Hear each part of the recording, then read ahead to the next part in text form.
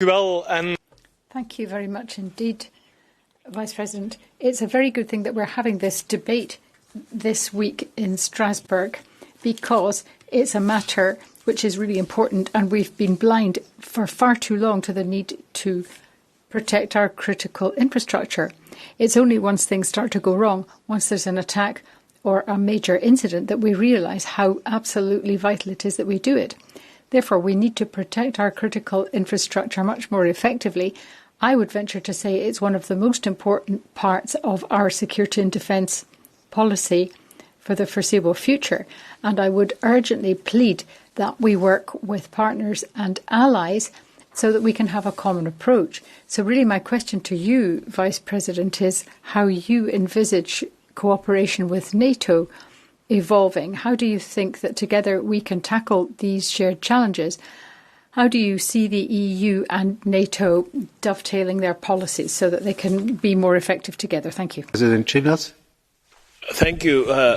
Tom, yes, you're absolutely right. This is a battle that we will never win alone as Europeans. We have to align our brain power and our firepower, if you like, to broader international entities, work with international organizations and like-minded partners and allies.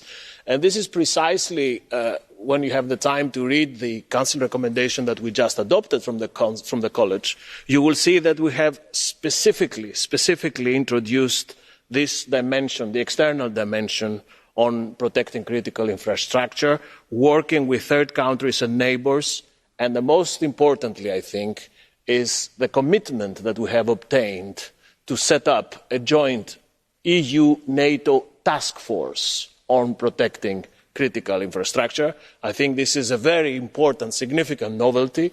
NATO is very well placed to help us in that regard, and we also cover the cyber elements, not only the physical infrastructure, in this very important task force with our NATO partners.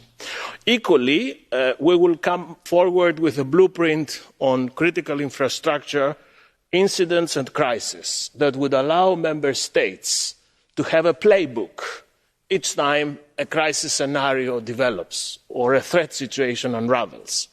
And part of this playbook or blueprint ecosystem would be the EAS. I'm in contact with my colleague, High Representative Josep Borrell, who is preparing the EU hybrid toolbox, which has been announced in our Strategic Compass initiative.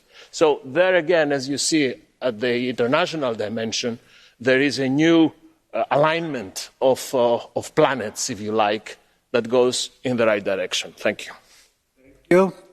Tom, do you have an additional question? Ja, dank u wel. Dank u wel ook voor dit antwoord. Thank you very much for that answer. I'm very glad to see that you're forging closer relationships and cooperative strategies with our alliances. I anticipate that there's going to be a common declaration shortly, and it will include all the points you've just made. Herr Kommissar. Yes, the task force arrangement with NATO is something that has already been agreed upon, and the actual terms of reference will be announced soon. Let me add to this NATO dimension that we also need to engage more closely with our neighbours and accession countries. I was in the Western Balkans last week. I met all leaders along the Western Balkan road. One of the things that came out very strongly is that they have to be an integral part of our security arrangement. The Western Balkans and in our neighbourhood countries, the threat landscape is equally important and threatening as it is against us. So we have to create this broader ring of friends that would have an increasingly similar level of protection against any type of threat towards our critical infrastructure and our cybersecurity. Thank you very much.